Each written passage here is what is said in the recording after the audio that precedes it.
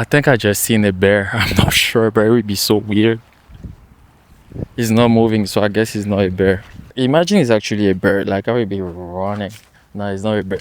He's definitely not a bear, but it's a black thing. Can you imagine I was actually scared of this?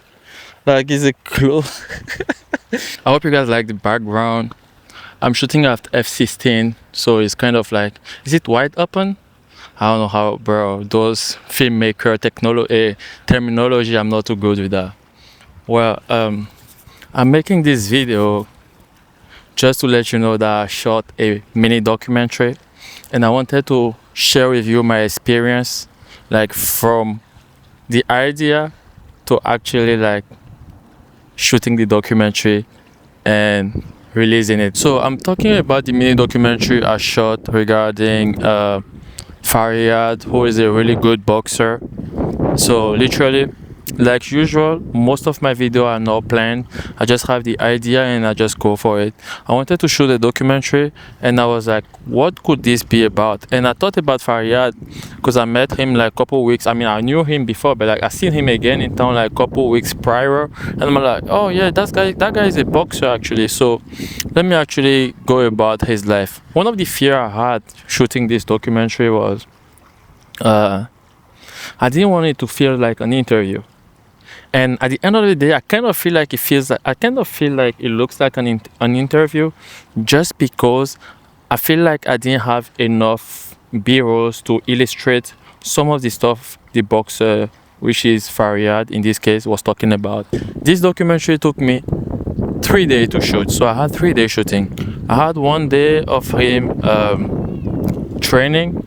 So I shot the whole training session, which was around 2 hours, 3 hours. I wasn't actually supposed to shoot this documentary with this camera. I'm currently shooting with the Lumix S5IIX. I was supposed to shoot with the blackmagic Cinema 6K. And what happened is, I'm actually gonna let you know, like, because I was supposed to shoot BTS with this camera, and then once I got on the shooting location, something happened. I'm just gonna let you see that. I had to clean up all that dust. So I'm here today for a documentary work. I was supposed to shoot with the blackmagic, but I messed up.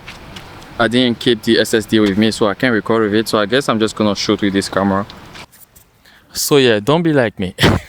Like, I literally forgot to bring I believe the SSD. I didn't bring the SSD for that camera, so I couldn't record anything. And I think it was even good that it happened like that, because I'm really not good with focus picking or with manual focus lenses, so I think I would have missed a lot of my shot that day. So it was good that I actually shot the entire documentary with the Lumix S5IIX. Second shooting day was him running around town, and the third shooting day was the interview shooting. I mean, it wasn't hard to shoot, it was just hard to make it happen, in the sense that it's not just me. I have to rely on people. Like, I have to rely on the boxer schedule. I had to rely on the shooting location schedule. So it couldn't be like, yo, I'm ready, let's go shoot. I couldn't work like that. I had to make sure everything was scheduled properly before I could actually shoot anything, which is not normally how I work. Because for me, I'm like, yo, I'm literally on the spot all the time. But it was interesting because that made me change my mind. Like, kind of made me adjust regarding that fact. So I was able to pull it off by making sure everything could work out. It wasn't easy. So like I said, my biggest fear was I didn't want it to look like an interview. At the end of the day, it ended up looking like an interview because I didn't have enough B-roll to illustrate. Because I was mostly using training B-rolls because those were the nicest ones. I also had the running shot that was nice. Like if I could do this better, like if I could do this again, I know it's gonna be 100% better. That's why I'm like, it's always good to actually try stuff, even if you're not sure how it's gonna end up. You have the idea, start it, and go till the end, and also share it, because it doesn't matter.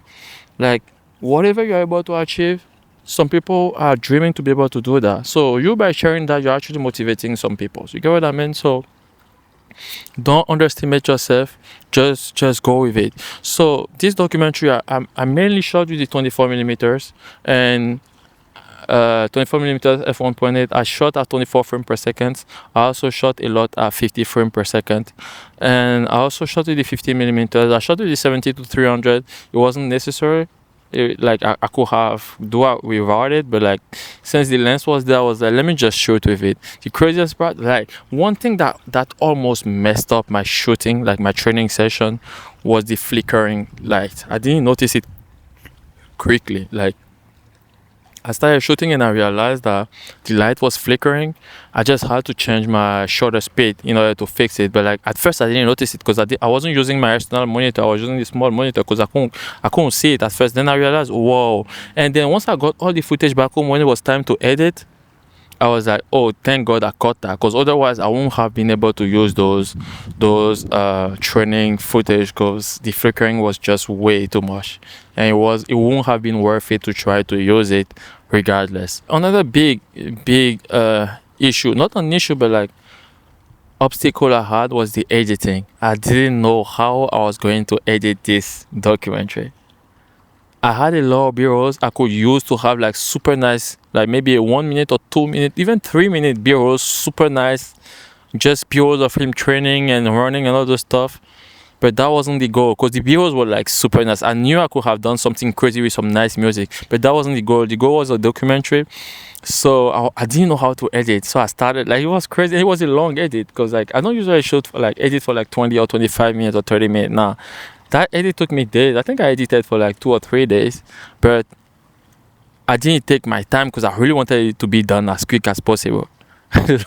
I'm never gonna lie, because I know if I spend more time on it, maybe I could have thought about getting out and getting more B-rolls, you know. And I know there's some B-rolls I could have used I didn't even use, because I ended up not using a lot of the B-rolls. But yeah, like if you want to shoot a documentary, it's not crazy. Like if I have to do this one more time, even if it's not this documentary in particular, I would say any documentary again, what I'm going to do is I'm going to shoot my interview first. So the talking head video, like I'm going to shoot those one first, because those one will tell me what what will be the footage I need in order to illustrate whatever they are saying. That would have been the best. If I shot the interview first, it would have been easier, because if I shot the interview of Faryad first, I would have known that I should have interviewed his coach as well, because the coach was a big part of this documentary, but I didn't really interview him. I just had sequence of him talking about training exercise, but not about his thoughts, you know. So that's one thing I should have done, and I would have thought about it if I started shooting this documentary by the interview. So I think that's a big takeaway you should have from this video.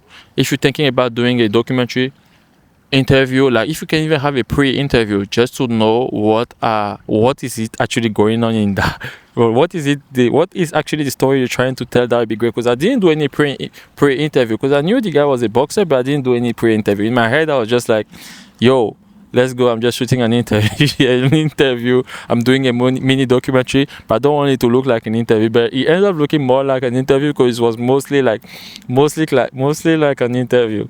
Another thing I kind of slacked on was the audio, the sound design of this. I know, like I said, if I approached it differently, not as an interview, and I was approaching like a cinematic video, but like of someone training, I'm pretty sure the sound design won't be an issue. Because at some point I only had like 3 or 4 music playing throughout the interview, and I was changing and going in between. But like there was stuff I know I could have done, but I just didn't do, because I was like, it's gonna go over the interview, and there's not much B-roll for me to be changing the soundtrack like that, and I don't want to draw people's attention to the soundtrack, because I want them to pay attention to the story. It was kind of like everywhere, a little bit like everywhere, like this video too, because I literally have no notes. Like I'm only speaking my mind most of the time, but like I'm just hoping like some people like this will connect with people, and they will be able to like draw some notes out of this, and it will be useful in some cases. But like those notes are still valid for me, because I will definitely, like, I know I'm gonna follow these are the steps I'm gonna follow if next time I'm shooting a documentary. Straight up, pre-interview. Based on the pre-interview, I know what B-roll I have to shoot, and then I know what music track I have to use, and like it's gonna be more interesting because it's not just going to be like just footage of the guy speaking. It's not gonna be like a talking head, because my stuff looked like an interview, which I didn't like, and that was my biggest fear, because I wanted to avoid that. But you know what? You always have to start somewhere, and that's the best thing about making being a creator. You learn from your mistake. If you learn from your mistake, bro, that's the thing. You have to acknowledge your mistake, you know. And if you don't try, you will never make mistakes. So I know 5-10 years from here, I hope I'm still gonna be making music. I said music. I mean, still music anyway, because I make music. But I wanted to say video. I'm pretty sure I'm gonna be way better. I'm gonna have the craziest gear I want to use and all those stuff. But yeah, the most important thing is I'm not giving up. I hope you guys not going to give up, and we're still gonna be cooking up. Few ideas. I mean, not ideas, but like I just want to let you know, like, kind of the idea I have for my future video or my coming video. I actually want to make a video of me reviewing the Blackmagic Cinema 6K, the L mount, the full frame. I'm also thinking about picking up the Nikon ZR just to review and all those stuff, but I'm not sure yet. But yeah, so you should be expecting either of those two videos, or actually those two videos coming from me. But I'm not sure when it's going to happen, because I didn't even place the order yet. But yeah, if you like the vibe, if you like the video, like, share, subscribe, put some comment. And yeah, I'm here to like share knowledge and gain knowledge from you guys. I don't know everything. We're just learning like together on the spot. So